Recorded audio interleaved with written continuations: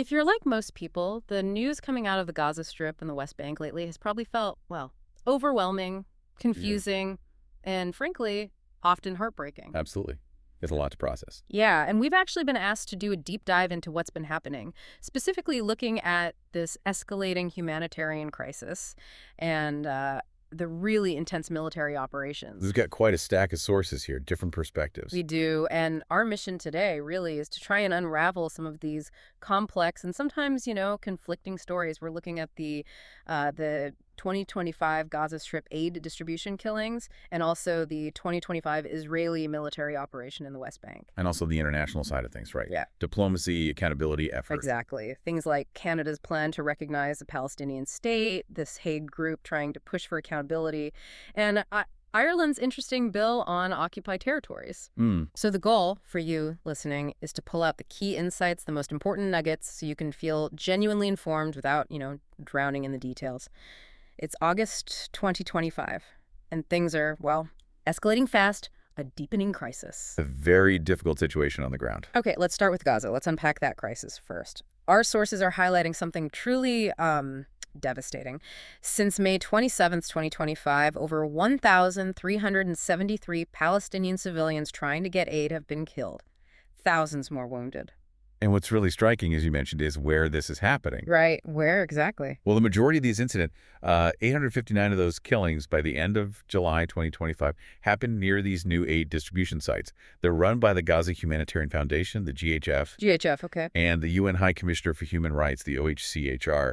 They specifically note that most of these killings were committed by the Israeli military. Wow. And they also say they have no information suggesting these victims were, involved in fighting or posed any kind of threat. So this GHF, it seems absolutely central to what's unfolding. Can you tell us a bit more about it? Why is it so controversial? Right, that's a key question. So the GHF was registered, interestingly, in Delaware and Switzerland back in February 2025. Okay. The BBC describes its aim as providing an alternative to the UN for aid delivery in Gaza. And it's got significant backing. From who? Both the Trump administration and the Israeli government. And the sites themselves, they're secured by American contractors, a company called Safe Reach Solutions, SRS. American contractors. Yes, with Israeli troops patrolling the perimeter. And Palestinians needing aid are expected to go through identity checks there. Okay, so it's a very specific setup. Now, we've seen Israeli officials denying they fired on civilians, right? Calling the claims blood libels or saying Hamas fabricated them. They talk about warning shots for control. They do. But that narrative is heavily disputed in our sources. How so? Well, you have many organizations, lots of witnesses who just don't buy the denials. The Gaza government media office early on called incidents deliberate massacres and war crimes. Strong words. Very. And a UN spokesperson stated pretty clearly that most of those injured are due to gunshots from the IDF. Gunshots, not just panic or stampedes. Exactly. And then there's a report from Haaretz, the Israeli newspaper. They reported IDF troops actually received orders to fire on unarmed crowds. The goal, to keep them away from food distribution centers. They even apparently had an operation name, Operation Salted Fish. Operation Salted Fish. Wow, that's specific. It is, and it doesn't stop there. U.S. contractors working with the GHF told reporters their colleagues fired live ammunition, used stun grenades. So people involved are saying this happened? Yes. One former GHF worker described as a U.S. Army Green Berets veteran, he told BBC News he personally witnessed the IDF shooting indiscriminately. He described, quote, brutality and use of indiscriminate and unnecessary force. That is incredibly disturbing testimony, especially coming from a veteran like that. How do sources suggest we reconcile that direct account with the official denials? Is it seen as like plausible deniability or maybe orders not being followed? The sources don't really speculate on the intent behind the denials, whether it's policy or a breakdown. But what they do emphasize is how this whole model, this specific GHF setup, backed by certain governments, secured by private contractors, how it fundamentally challenges humanitarian norms. How so? Well, it moves away from neutral international bodies delivering aid. It essentially militarizes humanitarian assistance, setting a really dangerous precedent, they argue, for delivering aid in conflict zones everywhere. And some sources use incredibly stark language, calling these aid sites death traps. Yeah, Why such a term? Yeah, that phrase comes up repeatedly. Organizations like UNRWA, the main UN agency for Palestinians, have condemned the GHF system. They call it undignified, unsafe, an abomination, and yes, a death trap. An abomination? I mean, the language is incredibly strong. Over 170 charities and NGOs, big names like Save the Children and Oxfam, they accuse the GHF of violating humanitarian principles. They say it forces Palestinians into these militarized zones where they're then subjected to attacks. So the very act of seeking aid puts them in danger. That's the accusation. And it goes further. The American nonprofit Center for Constitutional Rights suggests the GHF itself could potentially be liable for complicity in war crimes, even genocide, against Palestinians. That's a huge legal implication. Beyond this direct violence, though, the overall humanitarian picture is described as a worst-case scenario of famine. What does that actually mean for you, the listener, in real terms? Right. So the IPC, that's the Integrated Food Security Phase Classification, the global standard, they issued an alert on July 29th, 2025. They state that famine thresholds, actual famine thresholds, have been reached for food consumption in most of Gaza. Reached. So famine is happening now, according to the IPC. For food consumption, yes, in most areas. And for acute malnutrition, specifically in Gaza City, it means practically 1 to 3 people are going without food for entire days. 81% of households report core food consumption. 81%. And maybe even more alarming, 24%, nearly a quarter of households are experiencing what they call very severe hunger. Very severe hunger. And for children, it's critical. Acute malnutrition in Gaza City hit 16.5% in early July. That reaches the famine threshold specifically for children under 5. And tragically, at least 16 hunger-related child deaths were reported just since July 17th. Those numbers, 1 in 3 without food for days, the child deaths. It's almost impossible to really grasp the suffering behind that. And you mentioned something earlier about the aid itself, even if people get it. Yes, that's another critical point our sources raise. The food distributed by the GHF often isn't ready to eat. It requires water, it requires fuel to cook it. Things that are incredibly scarce in Gaza right now. Exactly. Largely unavailable. So even if people brave the distribution sites, the most vulnerable, the sick, the elderly, families with young children, they still struggle immensely to actually prepare and eat the food. It deepens the crisis in some ways. So while Gaza faces this just catastrophe, our sources also show a major escalation happening in the West Bank. There's this operation called Iron Wall. How does that fit into the bigger picture? Right, Iron Wall. It started back on January 21st, 2025. And sources describe it as a strategically different, much more aggressive approach than previous West Bank operations. Different how? The Associated Press actually called it an invasion. And significantly, for the first time, the Palestinian Authority, the PA, reportedly participated directly alongside the IDF. The PA participated. That's surprising. It is, though the PA's official lines that they were caught by surprise, and they even claim some of their own forces were killed by the IDF during the operation. Yeah. So that part is contested. Okay, and the stated goal of Iron Wall? Officially. To neutralize militant infrastructure, eliminate threats, particularly in places like Jenin. But the Israeli Defense Minister, Israel Katz, made a telling statement. He called it the first lesson from the method of repeated raids in Gaza. Implying a similar long-term strategy for the West Bank. That's how many interpret it, signaling a plan for a sustained, long-term military presence, starting with Jenin. And beyond the military aims, what's the impact been on civilians there? The sources paint a grim picture. The scale of destruction is being compared to Gaza in some areas. Over 40,000 Palestinians have been displaced in the West Bank operations this year. That's the highest displacement rate there since the 1967 Six-Day War. Since 1967. Yes. Jenin in particular is described as mostly deserted now. The IDF has demolished dozens of homes, leveled entire residential blocks, according to reports. And civilian casualties. There have been reports of civilian killings attributed to Israeli forces. Sources mention a man and his pregnant wife, a young woman, a 7-year-old boy. And Doctors Without Borders says access to health care has been severely restricted by Israeli checkpoints during the operation. It sounds like a pattern of widespread disruption and danger. Now, our sources also flagged some really contentious incidents during Iron Wall, like empty Israeli buses exploding near Tel Aviv back in February, with messages about revenge from Tulkarm. Yes, that happened. The Shin Bet, Israel's internal security service, blamed Iran and Hamas for that. Yeah. It shows how these things get tangled up, right? Localized events quickly linked to wider conflicts and actors. And then there was that incident with the diplomats. Yes.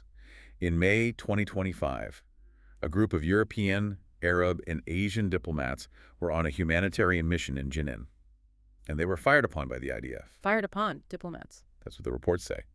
Now, the IDF apologized afterwards. They claimed warning shots were fired because the delegation supposedly deviated from an authorized route. Okay, an apology, but But then Israel's foreign minister accused Europe of anti-Semitic incitement in relation to the incident. So you have these vastly different interpretations and accusations flying around, raising serious questions about transparency, safety, and just basic communication in these zones. it really underscores the difficulty of getting a clear picture. And speaking of contested realities, there's even a debate in our sources about whether the Jenin brigades, the group the operation supposedly targets, even exist in the way they're portrayed. Exactly. It's fascinating. One Haaretz article actually suggested the Jenin brigades might be essentially an Israeli invention. An invention. Well, a rebranding perhaps of what they called young criminals. The suggestion was it was done to deliberately link the Jenin raid to the broader Gaza war narrative. But other sources identify them as a real militia. Oh, yes. Multiple other sources clearly identify the Jenin brigades as an actual Palestinian militia group operating in the area. So it shows how even fundamental facts, like who the actors are, can be fiercely disputed in this context. It makes objective reporting incredibly challenging. Absolutely. Okay, let's shift gears now to the international reaction. Amidst all this, we're seeing some, well, pretty significant diplomatic shifts. Canada, for example, made a big announcement. What's happening on that front? Yeah, this is where things get really interesting on the diplomatic stage. On July 30th, 2025, Canadian Prime Minister Mark Carney announced a major policy shift. Canada plans to formally recognize the state of Palestine at the UN General Assembly this September. Formally recognize Palestine. That is a big change for Canada. Yeah, it is. It breaks with their long-standing policy, which was always to recognize a Palestinian state only after a negotiated peace deal with Israel. Are there conditions attached? Yes, quite specific ones. Recognition is conditional on the Palestinian Authority holding elections in 2026, committing to other democratic reforms, ensuring no role for Hamas in governing, and crucially, the state being demilitarized. So recognition as a potential incentive for reform. Is Canada alone in this kind of move? No, they're part of a growing trend, actually. The UK, under Prime Minister Keir Starmer, announced a similar plan, also conditional, linked to an Israeli ceasefire in Gaza and other steps towards peace. Okay. UK too? France announced its intention to recognize Palestine, but without conditions. And of course, Ireland, Norway, and Spain already took that step and recognized Palestine within the last year or so. So what's the driving force behind this shift, especially for countries like Canada and the UK? Prime Minister Carney put it quite starkly. He said, and I'm quoting roughly here, "The prospect of a Palestinian state is literally receding before our eyes." He argued the old approach of waiting for a final deal just isn't tenable anymore, given the realities on the ground. Basically, waiting might mean there's nothing left to recognize. How has this been received, particularly Canada's conditional approach? Oh, predictably, it's drawn very mixed reactions. Israel's foreign ministry outright rejected Canada's move. They called it a reward for Hamas that actually emboldens the group and harms ceasefire negotiations. Okay, strong rejection from Israel. Yes, and the Center for Israel and Jewish Affairs in Canada called it misplaced faith, warning it could lead to a failed Palestinian pseudo-state controlled by terrorists. So, concerns about stability and who might control such a state. Exactly. But on the other side, you had some Liberal MPs in Canada saying recognition should be immediate without waiting.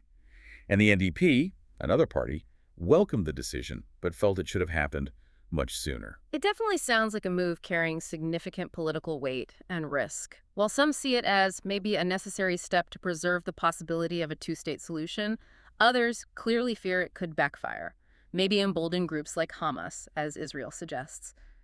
Do our sources offer any clues on whether this kind of conditional recognition strategy has worked elsewhere, or if there are known pitfalls? That's a really good question. Our current stack of sources doesn't dive into specific historical parallels of conditional recognition yielding results or backfiring in this particular context. But the debate itself really throws the core tension to sharp relief, doesn't it? What do you mean? Well, is recognition being used as leverage, as a tool to encourage specific reforms and outcomes? Or, as the critics argue, does it risk legitimizing one side prematurely without sufficient guarantees, potentially just locking in the current power dynamics instead of actually resolving the conflict? That seems to be the heart of the debate reflected in the reactions. Right. A gamble, essentially, on whether the conditions will be met or if recognition itself changes the game in unintended ways. Beyond statehood recognition, though, what other international actions are being taken? You mentioned accountability efforts. Yes, there's another significant push happening there.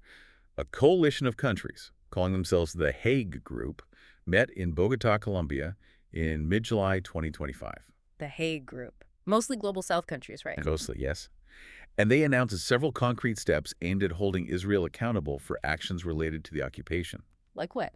Things like denying arms transfers to Israel, banning ships that transport those arms from their ports, and reviewing government contracts with companies potentially benefiting from the occupation. So tangible economic and military pressure. That's the idea. They're aiming to end what they see as impunity and are pushing for the use of universal jurisdiction mandates. Universal jurisdiction. Can you quickly explain what that means for the listener? Sure. Uh, Basically, universal jurisdiction is a legal principle that allows national courts to prosecute certain exceptionally grave international crimes like war crimes, genocide, torture, regardless of where the crime was committed or the nationality of the suspect or the victim. So any country could potentially prosecute certain crimes committed in this conflict. In theory, yes, if they have laws enabling it and choose to act. Colombia and South Africa have been particularly active in pushing these kinds of accountability efforts. Okay. And closer to, well, Europe, Ireland is moving on its own bill, the Occupied Territories Bill. Yes, that's another really interesting development. Ireland is actively working to pass legislation that would ban trade with illegal Israeli settlements in the occupied territories. Ban trade completely. If the original bill passes in full, yes. That would make Ireland the first Western country to enact such a comprehensive ban. And this has backing from international law. It gets significant weight from a major International Court of Justice ruling back in July 2024. The ICJ declared Israeli settlements illegal under international law and explicitly required all UN member states to cease all trade and dealings with them. All trade, goods and services. Exactly. The ICJ ruling covered both goods and services. However, and this is the contentious part, the current Irish government seems intent on passing a watered-down version of the bill. Watered down how? It would apparently only cover trade in goods, not services. And that's a major sticking point because critics point out that around 70% of Ireland's trade with Israel is actually in the services sector, things like tech, finance, tourism. So excluding the bulk of the trade. Precisely. Advocates for the original, full bill argue that leaving out services completely undermines the bill's purpose and, importantly, goes against the spirit and letter of that ICJ ruling, which called for ceasing all trade. So even with a clear ruling from the highest international court, the ICJ, actually putting it into practice through national law, faces these major political hurdles. What does this struggle over the Irish bill tell us about how enforceable international law really is, especially when, economic factors come into play? Yeah, it's a stark illustration, isn't it? It really highlights the challenge of translating these international legal obligations, even clear ones from the ICJ, into concrete national policy. There's often a significant gap. A gap between law and reality. Exactly. Economic interests, political pressures, diplomatic considerations, they all come into play when governments decide how fully they're going to implement these rulings. The ICJ provides a strong legal foundation, but the actual impact on the ground depends entirely on the political will of individual states to follow through, and that can be, as we see here, a really slow and contested process. It shows the limits, perhaps, of relying solely on international law without strong enforcement mechanisms or political consensus. Wow. Okay, that is a lot to unpack today.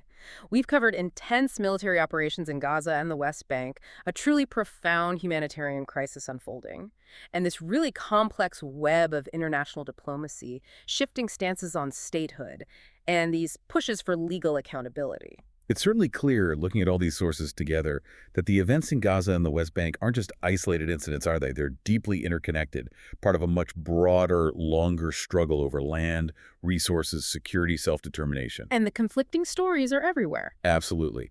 The different accounts, the accusations flying back and forth, the GHF denying incidents, Hamas reportedly denying disarmament talks mentioned elsewhere, states accusing each other of incitement or bad faith. It just highlights how incredibly difficult it is to find a single, agreed-upon version of events.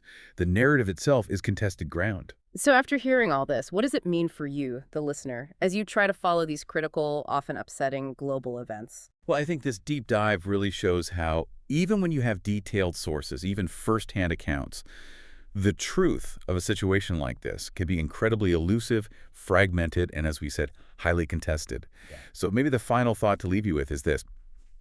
Given these conflicting narratives, given the sheer scale of the human suffering involved and the complexities we've discussed, how do you personally navigate it? How do you decide which information to trust?